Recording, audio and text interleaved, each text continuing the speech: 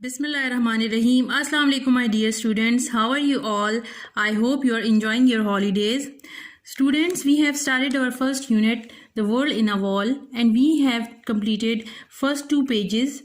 Today we will start and continue with the fourth page.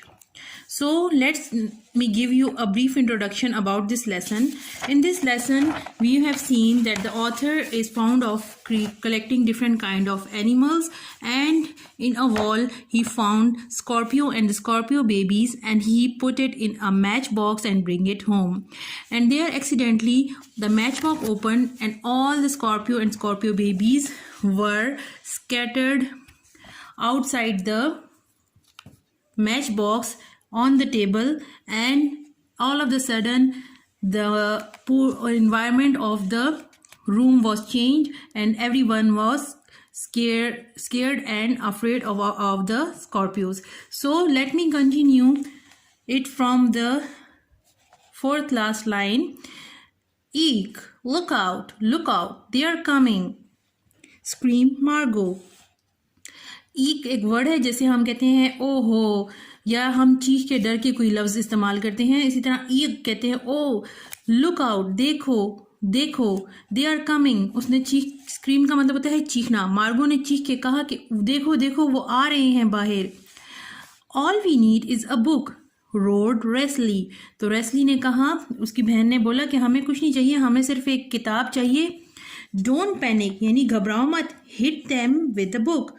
तो तुम इनको बिल्कुल घबराओ मत, और पैनिक का मतलब होता है घबराना, या तुम इस मुश्किल सिचुएशन में घबराओ नहीं और इनको किताब लेके मार दो. Mother, completely bewildered by this sudden and rapid change from peace to चॉक्स. अब मदर जो है, इसकी अम्मी जो है, ये यहाँ पे आपने देख रही है, यहाँ पे ये खड़ी हुई है. तो इस सारे सिचुएशन में जो है वो अम्मी बिल्कुल परेशान सी खड़ी हुई थी.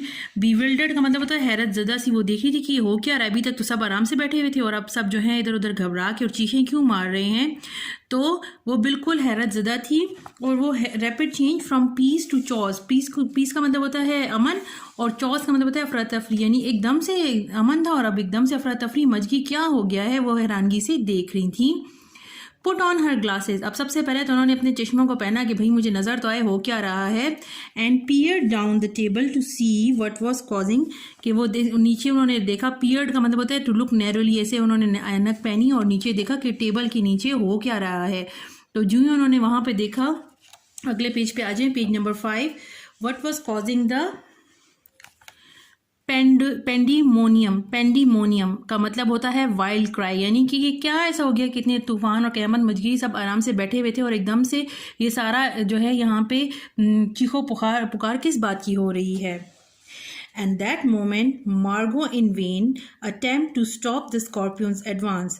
तो अब इस टाइम पे क्या हुआ, मार्गो जो था वो उसका जो भाई था, इन अ वेन अटेम्प्ट. वेन का मतलब होता है जो किसी जिसका कोई फ़ायदा ना हो. अटेम्प्ट का मतलब होता है उसने कोशिश की कि मैं किसी तरह से स्कॉर्पियो को रोक लूँ. तो इस नाकाम कोशिश में क्या हुआ, advance to stop the scorpions advance, यानी स्कॉर्पियन आगे ना बढ़े. Hurdle a gross of water at it. Hurdle का मतलब होता है फेंकना, यानी उसने क्या किया, hurl a glass of water, एक पानी का गिलास उछाला, ऐसे थ्रो विद द फोर्स, जोर से उसने पानी का गिलास उनके ऊपर फेंका. जैसे अब हाथ में पानी का गिलास ना, तो उसने सोचा चलो और तो कुछ नहीं कर सकता, तो क्यों ना मैं इस ग्लास को उसके ऊपर फेंक दूँ. सो उसने जूं ही वो ग्लास पानी का गिराया, क्या हुआ, the shower of water missed the animals completely. वो पानी जो था वो उछला और उस एनिमल यानी बिच्छू के ऊपर तो ना गिरा, but successfully drenched mother.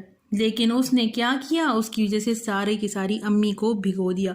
Drench का मतलब होता है भीगना, तो उससे क्या हो गया, अम्मी बिल्कुल पूरी तरह से भीग गई. Who was not able to stand cold water, और वो ठंडे पानी को बर्दाश्त नहीं कर सकी. प्रम्पटली लॉस्ट हर ब्रीथ, और एकदम से उनकी जो है, प्रम्पटली का मतलब होता है जल्दी से, उनकी सांस जो है वो उखड़ गई. And set gasping at the end of the table, और वो हाँफते हुए एंड ऑफ द टेबल के किनारे पे बैठ गई. अनएबल टू प्रोटेस्ट इवन यहाँ तक कि वो कुछ कह ही ना सकी कि एहतजाज करे, भाई हो क्या रहा है, मेरे पे पानी क्यों गिरा दिया. अब सर्दी में आपने देखा है ना, अगर आपके ऊपर कोई पानी गिराए तो एकदम से सांस ही हो जाता है. तो इसी तरह उसकी अम्मी जो थी उसके ऊपर भी जो ही पानी गिर गया, सारा गिलास भरा हुआ, और वो जो थी वो एक टेबल की साइड पे बैठ गई और देख रही थी ये हो क्या रहा है.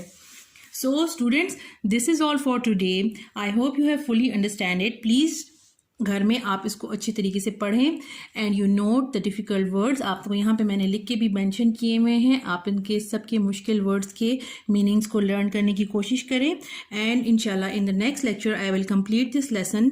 So please read it at your homes. Inshallah we will continue in the next class. See you. Allah Hafiz.